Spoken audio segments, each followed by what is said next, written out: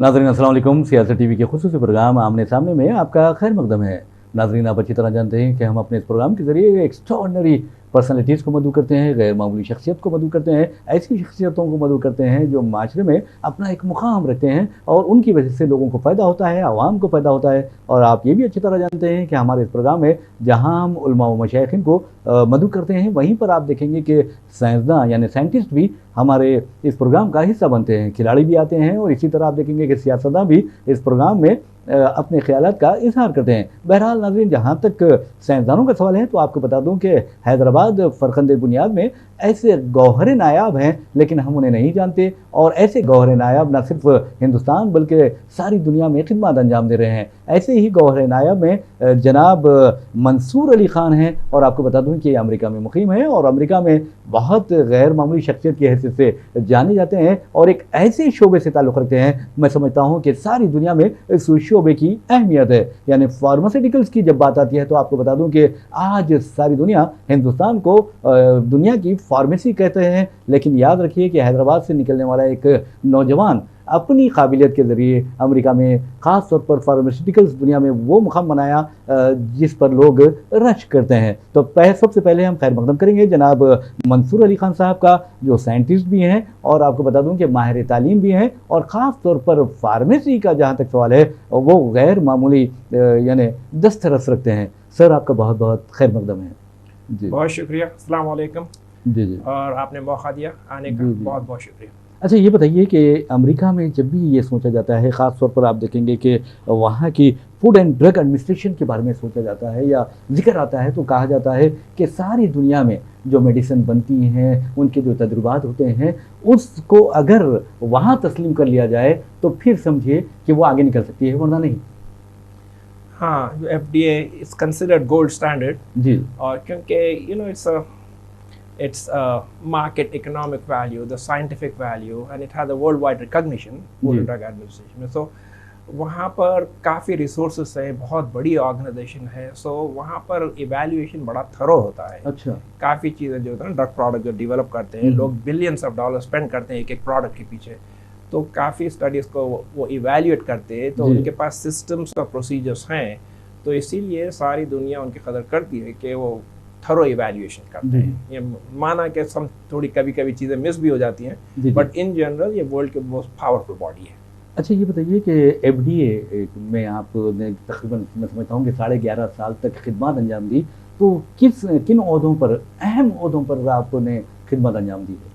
मैं डायरेक्टर था product quality research. अच्छा। और वो ऑफिस साइंस विंग था। अच्छा। और वो ऑफिस में मैं not just a director, I was also a senior biomedical research scientist, which is the highest scientific designation in FDA। तो जब रिव्यू में इश्यूज होते हैं और जैसा कि बहुत न्यू डिस्कवरी आ गई और FDA में लोगों को अंदाज़ा नहीं है ये क्या डेवलप कर रहे हैं, तो अब उसको कैसे इवैल्यूएट करना, उसके पॉलिसीज और स्टैंडर्ड्स डेवलप करना, तो काफ़ी इंटरनल मीटिंग्स होते हैं, काफ़ी इंटरनल रिसर्च होती है उसमें और काफ़ी इन्वेस्टिगेशन होते हैं उसमें।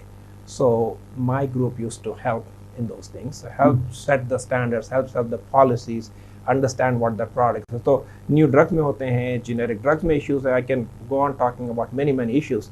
So new drugs है, generic drugs है, biotech products है, फिर वो compliance issues है कि drug जब बनती है, जब product approve होता है, जब market में आता है, तो that product has to be consistently the same product. थोड़े products होते हैं जो ना 40, 50, 60 साल पहले approve हुए हैं, बट उसके बाद से वो लोग रेगुलरली बनाते जा रहे हैं, तो उसको how do you expect that to be same as the original product that was approved. तो उसके लिए मेट्रिक्स होते हैं, उसके लिए स्टैंडर्ड्स होते हैं, so there is a quality control criteria that they have to follow. So we मेरा बड़ा ग्रुप था, काफ़ी लोग मेरे साथ काम करते थे, तो हम सब लोग मिलकर तो we help develop policies and standards for new drugs, the generic drugs as well as the biotech products. जी।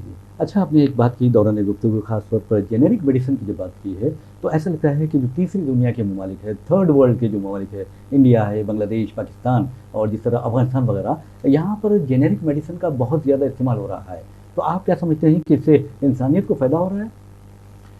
देखिए, जेनेरिक ड्रग से फ़ायदा ज़रूर हो रहा है, इसीलिए कि जब ब्रांड प्रोडक्ट आती है ना तो बहुत एक्सपेंसिव हो जाते हैं, स्पेशली जब उनके पास कंपटीशन नहीं होता है तो प्रोडक्ट बहुत एक्सपेंसिव हो जाता है। तो ये थोड़े लोगों के लिए अच्छा सूट करता है, जो है दे कैन अफोर्ड टू पे, बहुत एक्सपेंस। सम मेडिकेशन, थोड़ी दवाएं ऐसे हैं, मेरे को पता है थोड़ी दवाएं ऐसे हैं जो उसके almost like $1 million per year का कॉस्ट है उसका। तो थोड़ी दवाएं बहुत महंगी होती हैं। और वो दवाओं को काफ़ी स्टडीज़ करना होता है, उसकी केमिस्ट्री में, उसकी फार्माकोलॉजी में, उसके स्टैटिस्टिकल डिज़ाइंस होते हैं उसके, और उसके क्लिनिकल स्टडीज़ होते हैं। तो काफ़ी स्टडीज़ करना होता है। तो जेनेरिक प्रोडक्ट जो होता है ये एब्रीविएटेड स्टडीज़ होते हैं। इस वक्त न्यू ड्रग्स जो होते हैं उसको NDA कहते हैं, न्यू ड्रग, अच्छा, राइट। तो एप्लीकेशन, तो जेनेरिक ड्रग जो होता है वो ANDA होता है, एब्रीविएटेड न्यू ड्रग एप्लीकेशन। तो आप लिमिटेड स्टडीज़ करते हैं तो उनके डेवलपमेंट एक्सपेंसेस बहुत कम होते हैं जेनेरिक ड्रग्स के। और मैं आपको बता सकता हूँ कैसे करते हैं। बट वो जेनेरिक प्रोडक्ट जब अप्रूव करते हैं तो ये product has to closely match the original product. ना इम्पॉर्टेंट थिंग ये है कि generic product has to be same as brand product. A generic can not be better than brand. अगर आप अच्छा प्रोडक्ट बनाए, ब्रांड से भी अच्छा प्रोडक्ट बनाए, तो आपका प्रोडक्ट जेनेरिक में अप्रूव नहीं होता है। अच्छा, और आप खराब प्रोडक्ट भी बनाए तो अप्रूव नहीं होता है। Generic has to be, sameness is very important, यानी same formula, sameness is very important. Same formula, certain things are allowed to be considered same. तो एक मैट्रिक्स डेवलप करते हैं, स्टैंडर्ड्स डेवलप करते हैं। वो स्टैंडर्ड्स आपको डिफाइन करते हैं कि व्हाट इज सेम, राइट। तो आप generic product is same, should be similar as brand. But generic products में you can change the composition, you can change the manufacturing process, certain changes are allowed. अच्छा, इसीलिए allow है कि brand company अक्सर patent कर लेती हो। अच्छा, तो उसका ब्रांड कंपनी तो बना नहीं, उसका प्रोडक्ट अप्रूव हो गया, उसकी एक्सक्लूसिविटी, थोड़ा एक डिफाइंड पीरियड होता है जिसमें जेनेरिक को आने नहीं देते। अच्छा। सिर्फ ब्रांड, क्योंकि ओरिजिनल इन्वेंशन ब्रांड का होता है तो उसमें वो लोग मार्केट कर सकते हैं for a certain length of time. Exclusivity period कहते हैं उसको, कभी 5 साल, कभी 7 साल, कभी 3 साल। वो पीरियड में जेनेरिक प्रोडक्ट्स नहीं आ सकते मार्केट में, सिर्फ ब्रांड रहता है मार्केट में। जी जी। सो लेकिन अक्सर प्रोडक्ट रहते हैं जिसका एक्सक्लूसिविटी पीरियड खत्म हो गया, और ब्रांड प्रोडक्ट में उसका पैटेंट अभी है जी। लेकिन अब जेनेरिक प्रोडक्ट बनाना चाह रही है उसको, तो जेनेरिक, अच्छा ब्रांड एक प्रोसेस के ऊपर, एक प्रोडक्ट के ऊपर पैटेंट ले लेते हैं, तो जेनेरिक को बनाना बहुत मुश्किल हो जाता है। तो जेनेरिक थोड़ा उसको फॉर्मूला को ट्वीक कर देती है, उसके कंपोजिशन को थोड़ा चेंज कर देती है, और उसके प्रोसेस को थोड़ा चेंज कर देती है। क्यों चेंज कर रही है? बिकॉज ऑफ ब्रांड के पास पैटेंट है। तो in the process of that change product can become a little bit different. यहाँ पर अगर ऑर्गेनाइजेशन अच्छा काम करे तो generic will be identical to the brand. अगर ऑर्गेनाइजेशन अच्छा काम नहीं करे, तो क्योंकि FDA काफ़ी रिसोर्सेज स्पेंड करते हैं, अच्छा। इसमें काफ़ी बड़े ऑफिस हैं, काफ़ी बड़े डिविजन्स है, काफ़ी रिसर्च होती है to develop the standard for sameness. So rest of the world what they do, whatever standards FDA use, they try to use the same standards. अच्छा, एक बात बताइए नाज़रीन, आपको बता दूं कि जहाँ तक मंसूर अली खान साहब का सवाल है, तो आपको बता दूं उनकी जो यानी ब्रॉटअप जो हुआ था हैदराबाद में, और ख़ास तौर पर आपको बता दूं ओल्ड मलकपेट से इनका ताल्लुक़ था, और मेहदीपट्टनम में बाद में वो मुक़ीम हो गए। लेकिन एक अहम बात आपको बताना ज़रूरी है उनके बारे में, क्योंकि याद रखिए इदारे मिलिया, आपने नाम सुना होगा, मलकपेट में ये स्कूल है इदारे मिलिया, और वहाँ से उन्होंने स्कूली तालीम हासिल की। उसके बाद आप देखेंगे कि फिर कॉलेज गए, उसके बाद काकेतिया यूनिवर्सिटी से उन्होंने B.Pharm किया। फिर उसके बाद आपको बता दूं आंध्र प्रदेश की जो आंध्रा यूनिवर्सिटी है वहाँ से उन्होंने M.Pharm किया। उस वक्त कहा जाता है कि M.Pharm का कोर्स सिर्फ आंध्रा यूनिवर्सिटी में था। जी जी जी हाँ। तो हम जब स्टार्ट किए थे कि B.Pharm सिर्फ आंध्रा यूनिवर्सिटी में था, उसके बाद काकतिया में स्टार्ट हुआ। जी जी। तो हम काकतिया से B.Pharm करे, वो टाइम पे और दूसरे स्कूल्स नहीं थे, बहुत मुश्किल होता था एडमिशन मिलना। आजकल तो काफ़ी स्कूल्स हो गए, वो टाइम पे बहुत मुश्किल था। सो B.Pharm के बाद जब हम M.Pharm करना चाहते तो सारे आपके तेलंगाना में तो कहीं M.Pharm था ही नहीं, सिर्फ एक M.Pharm सिर्फ आंध्रा यूनिवर्सिटी में था। अच्छा, वहाँ पर भी सारे मिलाकर 10 सीट्स होते थे। जी जी। तो बहुत मुश्किल था उसमें, बट अल्हम्दुलिल्लाह चांस मिल गया मेरे को, तो मैं जाके फिर M.Pharm फार्मास्यूटिक्स में किया आंध्रा यूनिवर्सिटी से। जी। और लाइक आई सेड, वो सारे स्टेट में वो एक ही यूनिवर्सिटी में M.Pharm था। लेकिन माशाल्लाह अब तो काफ़ी रिसोर्सेज हैं स्टेट में, और काफ़ी कॉलेजेस हैं, लोग आसानी से कर सकते हैं M.Pharm और B.Pharm। बट मैं आंध्रा यूनिवर्सिटी किया, उसके बाद M.Pharm करते फिर अमेरिका चले गया 1986 में। जी जी जी। नाज़रीन, आपको बता दूं जहाँ तक मंसूर अली खान साहब का सवाल है, यकीन मानिए जो भी कामयाब इंसान होता है उनकी ज़िंदगी में या उसकी ज़िंदगी में उसके वालिदैन का बहुत ज़्यादा अहम किरदार होता है। आपको बता दूं कि जो आपके जो वालिद साहब महमूद अली खान साहब मरहूम और मोहतरमा मलिका महमूद आपकी वालदा हाउसवाइफ थी, लेकिन उन्होंने जिस अंदाज़ में अपने बच्चों की तरबियत की, ये बहुत बड़ी बात है कि एक लड़का हैदराबाद से निकलता है, इदारे मिलिया से निकलता है और अमेरिका में जाकर एक अहम ओहदे पर फायज होकर, एक ही नहीं बल्कि कई अहम ओहदों पर फायज होकर खिदमत अंजाम देता है। तो मैं समझता हूँ कि आपके सामने, क्योंकि हमारे बच्चे भी ये प्रोग्राम देख रहे होंगे, तो उन्हें पता चलेगा कि माँ बाप किस तरह मुसीबत उठाते हैं अपने बच्चों को पढ़ाने के लिए। तो अपने कुछ बचपन की यादें।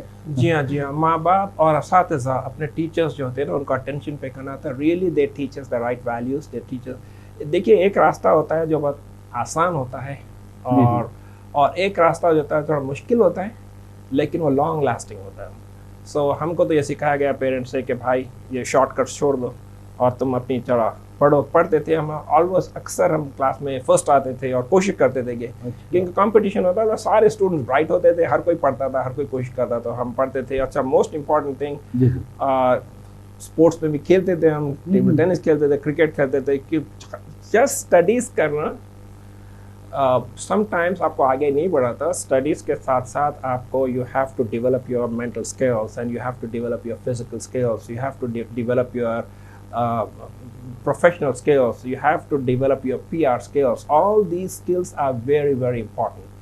And so sports वगैरह में तो आपको determination होता है, आपको you want to win, you want to play well, you want to get ahead, right? All those things are important.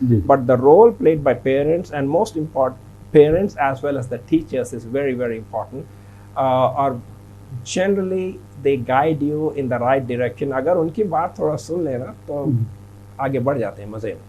और मेरे को तो अल्हम्दुलिल्लाह मेरे टीचर्स बड़े अच्छे थे। इदारे मिलिया स्कूल बताया, आप उसके बाद भी दूसरे स्कूल भी थे जो टीचर्स बड़े अच्छे थे। और हम but I used to listen to the teachers, I used to listen to the parents. And but अक्सर ऐसा होता है कि सपोज कोई सुनार है और सुनार अपने बेटे को बता रहा है तो तू भी सुनार, आप भी सुनार बन जाइए। और एक लोहार है तो अपने बेटे को वो भी लोहार बनाना चाहता है, right? So sometimes you have to think out of the box also. You can do lot of wonderful things, that's why pay attention, see where your interest is. आप अपने इंटरेस्ट को भी देखें उसके अंदर और फिर टीचर्स की बात देखें। You pick the area that you want and grow, और sky is the limit. Every area में अपॉर्चुनिटीज़ हैं। और ये नहीं कि आप डॉक्टर बने तो वो इंजीनियर सही नहीं है, और इंजीनियर बने तो कोई लॉयर सही नहीं है। सब अच्छे हैं। And you will find your way because you see that people do very well in a lot of other areas, right? Yeah. So, but again, shortcut को if you avoid the shortcuts and you think of long term, you will do very well. एक बात है, जहाँ तक media का सवाल है, कभी किसी से इंटरव्यू लेते हैं तो उसके बारे में रिसर्च करते हैं, होमवर्क कर लेते हैं। तो मैंने भी आपके बारे में होमवर्क किया और उससे पता चला कि आपको FDA में तकरीबन 15 अवार्ड्स मिले हैं। तो मैं चाहूँगा कि जो हमारे नाज़रीन हैं उन्हें उन अवार्ड्स के बारे में बताएं, क्योंकि मैं समझता हूँ कि बहैसियत हैदराबादी यह हमारे लिए फ़ख्र की बात है कि आप यहाँ मौजूद हैं, और हो सकता है कि इससे दूसरे बच्चे भी इंस्पायर हो सकते हैं।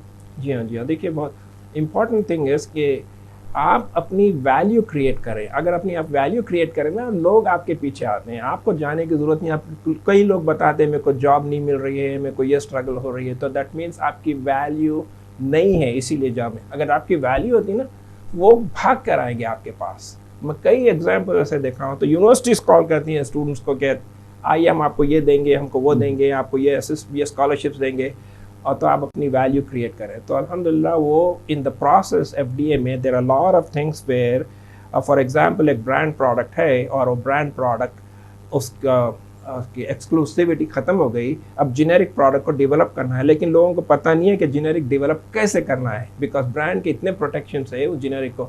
तो हम स्टडीज़ करके, रिसर्च करके बता दिए कि ये टेक्निक्स है जिससे आपको सिमिलैरिटी डेमोन्स्ट्रेट कर सकते हैं। तो FDA अवार्ड देती है उसका।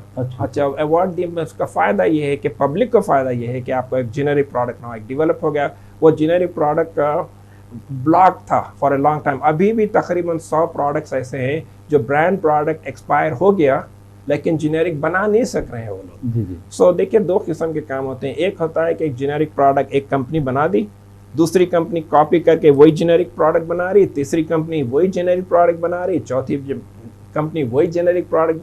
काफ़ी कंपनी सेम जेनेरिक प्रोडक्ट बना रहे हैं, but there are certain generic products, they are called complex generic.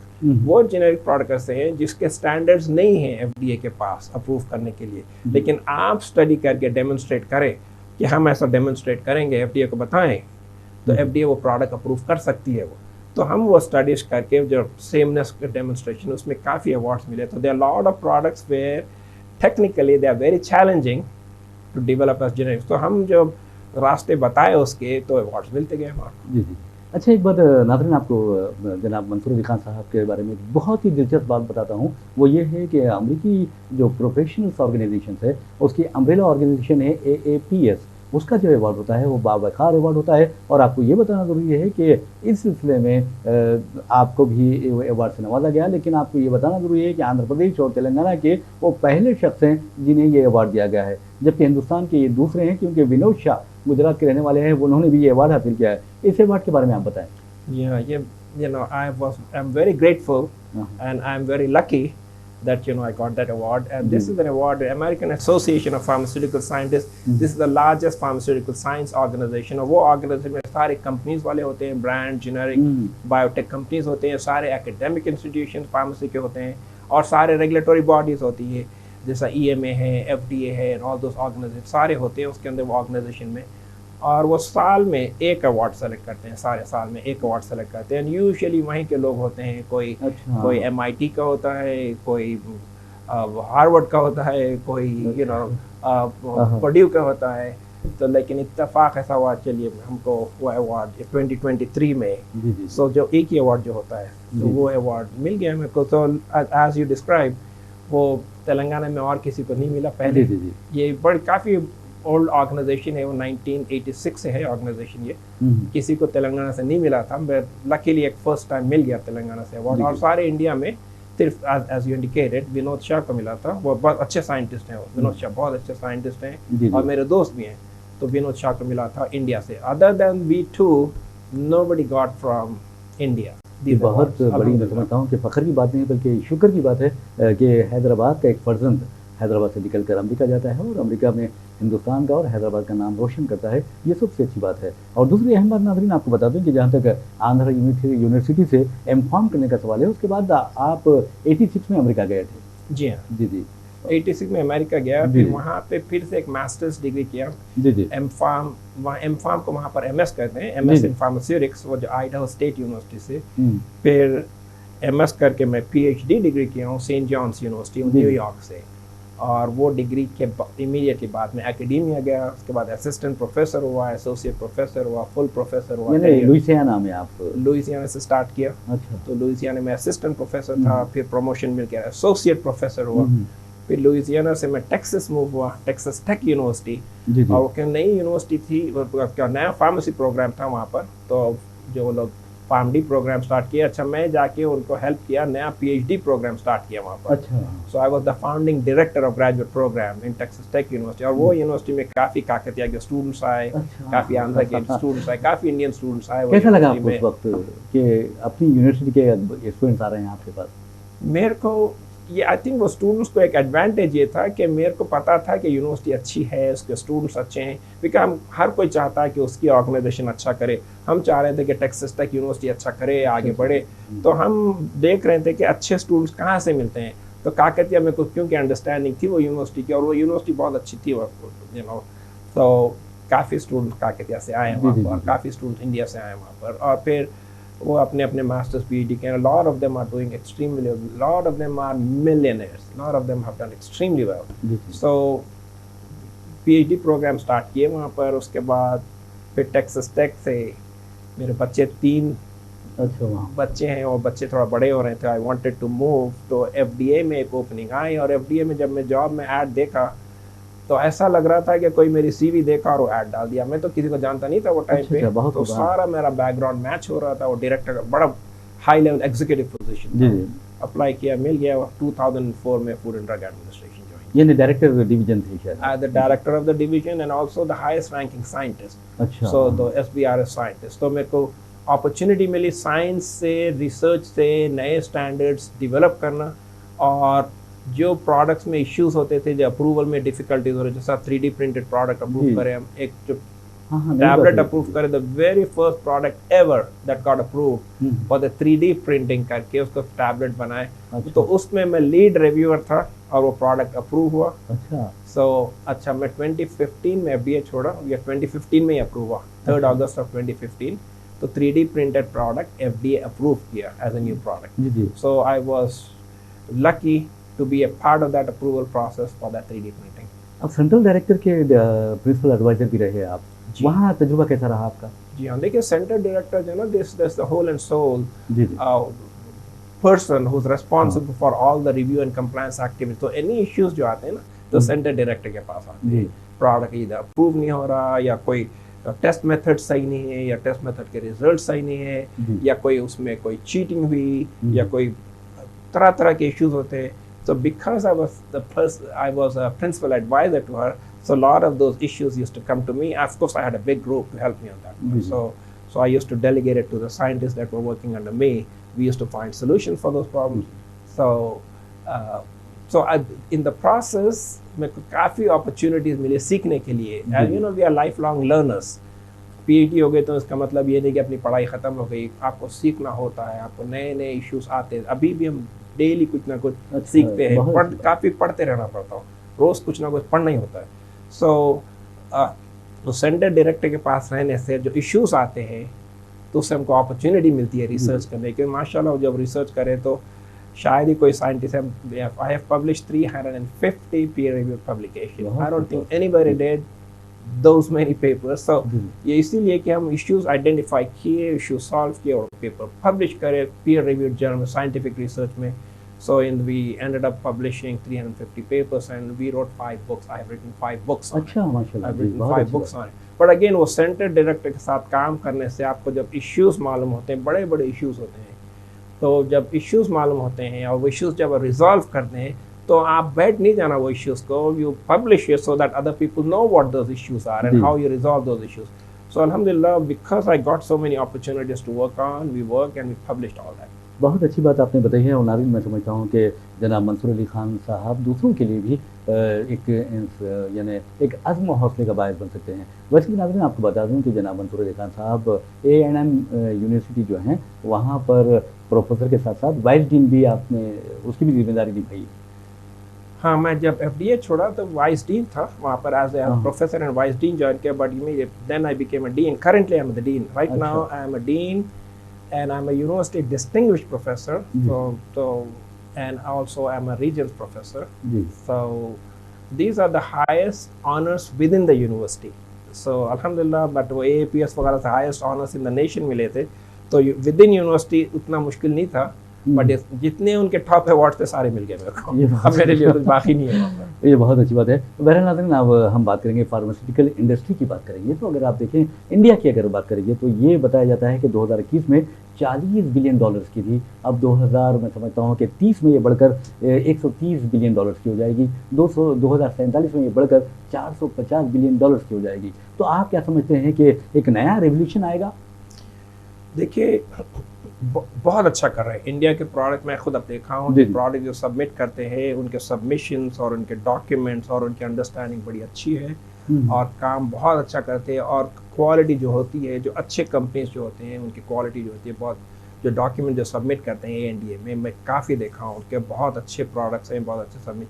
अगर ये लोग ऑनेस्टी एंड इंटेग्रिटी के साथ काम करें, बहुत अच्छी बात है, तो बहुत आगे बढ़ सकते हैं। There is nobody like them. You really have a very good infrastructure here. You have already developed infrastructure, you have very bright students, lot of opportunities. But अक्सर मेस किधर होता है कि जब when you start some cheating, when you start cutting corners, when you start adding certain things and cheating and lying, those things can distract us. अगर India honesty से किया तो no country can match India. अगर India बहुत, आप जो statistics बताएं बिल्कुल सही है और इंडिया बढ़ सकता है, but India can go down also. It can go down, it can go down if it is not very honest, if it starts cheating, if it cuts corners। अगर वो करे तो जब पब्लिक को पता चलेगा ऐसा हो रहा है, क्योंकि एक बड़ी कंपनी का बड़ा वाक़या हुआ था, रैनबैक से जो कंपनी वाक़या हुआ था, तो अगर ऐसे चीज़ों में पकड़े गए और ऐसे चीज़ों में झूठ बोले और इंस्पेक्शन में, तो जब बदनाम जब हो जाते हैं तो then they will start promoting other countries. अगर वो चीज़ अवॉइड किया India, if India continues to do what it is doing right now, it will do very well. जी जी। अच्छा एक बात बताइए, ये सवाल बहुत अहम है। इंडियन फार्मास्यूटिकल कंपनीज हैं या फिर अमेरिकन फार्मास्यूटिकल कंपनीज हैं, उनमें ये देखा जाता है कि R&D यानी रिसर्च एंड डेवलपमेंट का क्या फ़र्क है? बहुत फ़र्क है। देखिए, एक ब्रांड कंपनी जो होती है ना, वो इनोवेटिव ड्रग्स होते हैं। अच्छा। वो इनोवेटिव ड्रग में बहुत एक्सपेंस होता है। तो कम से कम आपको $1 बिलियन होता है एक प्रोडक्ट अप्रूव करने के लिए। It's more than $1 billion you spend for a small molecule.